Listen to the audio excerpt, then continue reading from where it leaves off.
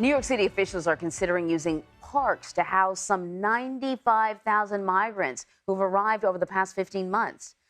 News site Gothamist reports officials have their eyes set on Manhattan Central Park, Prospect Park in Brooklyn, and Randall's Island as potential sites. Recently, Mayor Eric Adams announced a 60-day limit on city shelters for adult asylum seekers. So for more on this, let's bring in Max Rivlin-Nadler. He's a reporter for the news outlet Hellgate and has been covering this migrant crisis in New York City. Thanks for joining us. Things have gotten pretty serious. The city's deputy mayor for Health and Human Services said, quote, everything is on the table, meaning all options are on the table. How serious is this migrant crisis in New York City? It's something that the administration has been dealing with now for over a year. Buses from Texas began arriving at the Port Authority just last August. Since then, it's been kind of a ad hoc response where they've been opening up new hotel rooms, finding spaces for migrants to sleep in, stretching its existing shelter system kind of to its limit. And so, yeah, space is a huge issue right now. They've explored these large tent encampments before. They had already built one on Randall's Island. And now, of course, they're floating using large public spaces. They're already using some recreation centers that people have been previously using as gyms. So it's definitely beginning to bleed out a bit more into communities as opposed to just the existing shelter system or places like hotels. That being said, the major issue here is that people are entering the shelter system, but not necessarily leaving it. Right. Yeah, because it's bigger than just finding immediate housing. I mean, you have to set people up in a way that they can actually sort of live and thrive in New York, which doesn't happen over a handful of months. You mentioned that this has been sort of ad hoc, and partially, I'm sure it's because there wasn't an expectation that these busloads would keep coming. They probably thought it was a one and done or a two and done.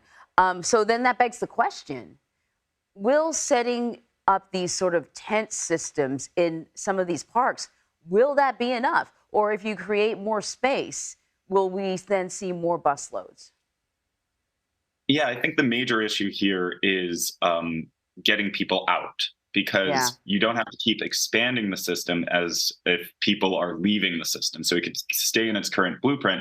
And I've interviewed migrants. I spoke with one gentleman this past week who had been in a shelter for now a year. And his main issue is getting a work permit. To get a work permit, you need to begin the asylum process. You need to file paperwork. It usually takes around 6 months. The main issue with him is that he wasn't able to start that process until he was in the shelter for a few months already. So what New York is beginning to focus on really, with concentrated effort, is making sure that people begin their asylum case and get the legal help that they need. That being said, I've interviewed a bunch of nonprofit service providers who said the city could be doing so much more. And there's so many immigration lawyers, law students, individuals like that who have not been contacted or activated by the city to let migrants begin this process, start to work, and then pay for their own housing. That's really interesting because, what we don't hear a lot of is how the red tape slows down the process. And the fact is that these migrants want to work immediately and do not want to live under these conditions. So some of those outlets that you spoke to, did they identify like one or two sort of key changes that would be transformative? Yeah, so one thing that organizations and aid workers have focused on for a long time have been the use of housing vouchers. Just get people out of shelters, even New Yorkers who have become homeless, right? Because half the population in the shelter system, or a little under half right now, are just regular New Yorkers who have not just immigrated to the country. So getting them out of the shelter system creates more space for people to move into. That's a huge one. On top of that, just really creating a through line from people running these shelters to lawyers, people who have experience in immigration work, things like that, would speed everything up. I've spoken with so many people in these shelters who have not been contacted by a lawyer, who do not speak English, who have no idea what their next step should be. They're obviously kind of just living hand to mouth in these shelters. That's the opportunity for the city to really speed up the process and get them out of the shelter as quickly as possible, which should be their priority as opposed to just continuing to open more and more shelters. I imagine floating the idea of setting up shelters in parks is probably getting some pushback. Is there a concern that this would discourage New Yorkers from using those parks? It's a concrete jungle, and every kind of patch of green space is valued.